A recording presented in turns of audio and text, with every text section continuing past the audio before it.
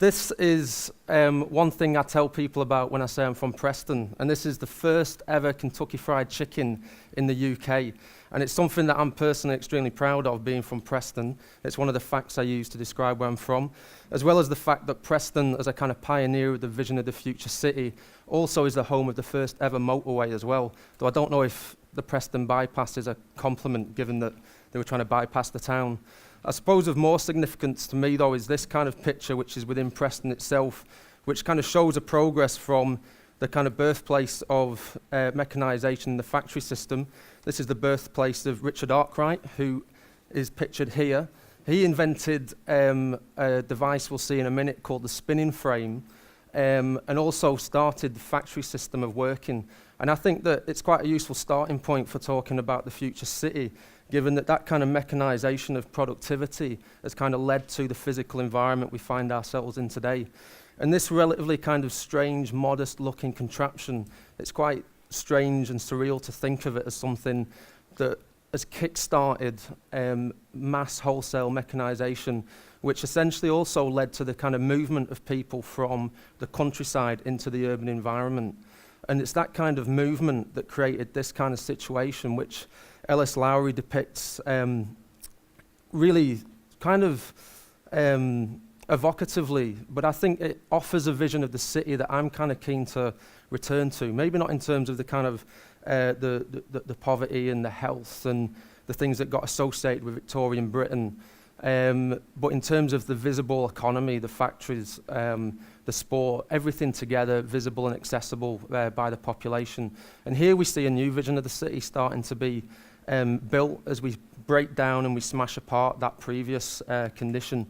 And we started to move towards a situation where we were taking people away from work, taking people away from the sights and the sounds and the kind of delight of the city, and putting them in boxes and putting them within the periphery of the places. And it's quite interesting now within this image that we're actually starting to knock down that vision of the city that we decided we'd build about 25, 30 years ago. And we've said, actually, no, that was shit. Let's return to those tenement things. Maybe they weren't so bad after all. And then we end up in this situation where it's not just the kind of physical image of the city, but it's the image of ourselves that also becomes something, it's a product, it's something to be consumed. It's no longer about being healthy through the actions inherent in your everyday life. And that leads me on to these sinister fuckers here. Now, my girlfriend over there, she loves a bit of Bake Off, but I mean, this fills me with horror, and it kind of symptomizes an idea that it's no longer enough just to try something. Everything has become professionalized, and I think that disassociates most people from just general action because they think they've got to be good at it, and then it becomes competitive, and then it becomes something that has to be consumed. And what we end up with is in a situation where we live in a society of convenience versus experience, and that's starting to kind of manifest itself as well in the digital world, where everything we want to do and the way we think it should be done is accessible at the click of a button. And that doesn't just permeate in terms of internet, but again, it comes back to the idea that all our problems, all our health, all our issues, all our fears can be solved just through a pill, just through being medicated. And another instance where actually experience is not the answer, convenience becomes the answer. And I think what I found, I've been working in Milton in the north of Glasgow for the last 5-6 years, working with people there. And Milton is statistically the most medicated community in Western Europe, where 20% of inhabitants are on antidepressants. And what that actually means for the physical environment and the condition of that place is an actual institutionalized apathy. And I suppose my interest in how we kind of start to reimagine the city is through how we change people's behavior by giving them opportunities to participate in things that give an outlet for their own productivity, their own creativity, and their own desire.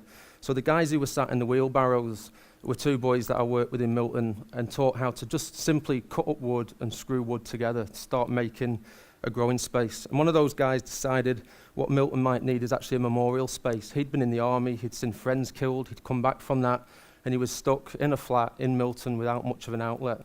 And just through teaching him simple carpentry, he took it on himself to start building these little memorial boxes. And then people took notice of that. And then those little memorial boxes that he created have now become this new public space within Milton, a formal memorial garden.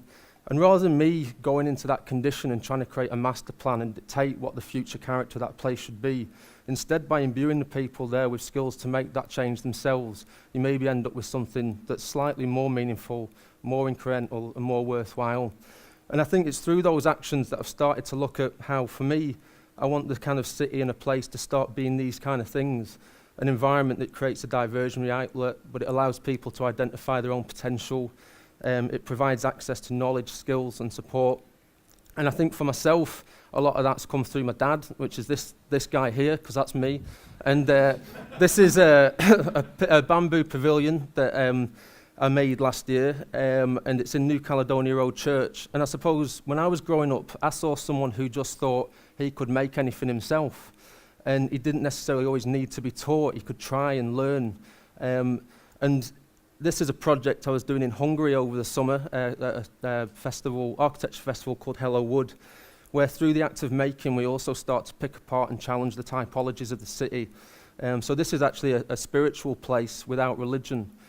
And a project I did in Slovenia last year started to look at how, rather than dictating what an activity should be within the public space, through the intervention of a simple adaptable module, you could actually provide a kind of laboratory for testing people's ideas within the public realm. And so this can be all things to all people, and as a particular usage becomes established, then it starts to take on the form that is genuinely needed, not speculated. And I suppose that brings me to the final slide, which is a playground I've built in Mount Florida Primary School, which Glasgow City Council Education, Health and Safety Department have told me I better get rid of it pretty soon. And I think that, finishing on that note is because this is what I want the vision of the city to be. It's an adaptable environment that people can interpret themselves on their own terms. And it's a shame that we're kind of starting to live in a situation where actually our agency in terms of doing that kind of activity is reduced and reduced and reduced, seemingly in the name of progress. Thank you very much. Cheers.